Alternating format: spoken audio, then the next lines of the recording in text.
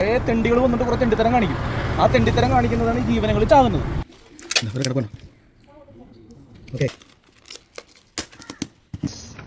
അപ്പോൾ okay friends, Kakkanad പോയിട്ടോ friends. അതായത് നമ്മൾ എടച്ചറ ജംഗ്ഷൻ എത്തിയിട്ടുണ്ട്. ഇനി ഇവിടെ വന്നിട്ട് നമ്മളൊന്ന് ചേച്ചീനെ ഒന്ന് വിളിച്ച് നോക്കണം.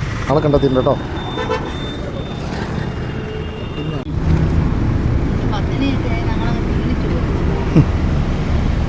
അപ്പോൾ ഫ്രണ്ട്സ്, നമ്മൾ അതിനെ ഏൽപ്പിക്കേണ്ട കാര്യങ്ങളിൽ തന്നെ ഏൽപ്പിച്ചിട്ടുണ്ട്. ഇവർ കുറേ ഇതുപോലെ തന്നെ അനാഥ കുഞ്ഞുങ്ങളെ കെയർ ചെയ്യുന്ന ആൾക്കാരാണ്. തെണ്ടികൾ വന്നിട്ട് കുറേ തെണ്ടിത്തരം കാണിക്കും. ആ തെണ്ടിത്തരം കാണിക്കുന്നതാണ് ജീവനങ്ങൾ ചാകുന്നത്. ആ ചാകുന്ന അതുങ്ങളെ നമ്മളെടുത്ത് ഇതുപോലെ ജീവനാണെന്ന് വിചാരിച്ച് നമ്മൾ സംരക്ഷിക്കും.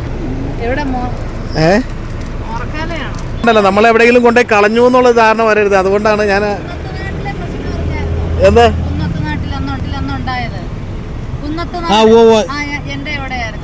ആണോ ഉണ്ടാവണം. കാരണം വെച്ചാൽ ഇതുങ്ങളെ ഇതുപോലുള്ള കുഞ്ഞുങ്ങളെ കൊണ്ട് കളയുന്നവർക്കെതിരെ നടപടി എടുക്കുക. അല്ലെങ്കിൽ പഞ്ചായത്തിൻ്റെ ഭാഗത്തു നിന്നാണെന്നുണ്ടെങ്കിൽ പഞ്ചായത്തിൻ്റെ ഭാഗത്ത് നിന്ന് കർശനമായിട്ടുള്ള നിയന്ത്രണങ്ങൾ ഏർപ്പെടുത്തുക. ഇതുപോലുള്ള പൊതുസ്ഥലങ്ങളിൽ ക്യാമറ വയ്ക്കുക. അങ്ങനെയുള്ള കുറേ കാര്യങ്ങൾ ചെയ്യാം. അപ്പോൾ ഇതുപോലെ ചെയ്യുന്ന ആൾക്കാരെ അല്ല ഉപദ്രവിക്കേണ്ടത്. ഇവരെ സംരക്ഷിച്ചുകൊണ്ട് പോകുന്ന ആൾക്കാരെ അല്ല ഇതുപോലെ സംരക്ഷിക്കുന്നതിന് ഇതുപോലുള്ള ഷെൽട്ടറുകൾ ഉള്ളതുകൊണ്ടാണ് ഒരുപാട് തെരുവ് പട്ടികൾ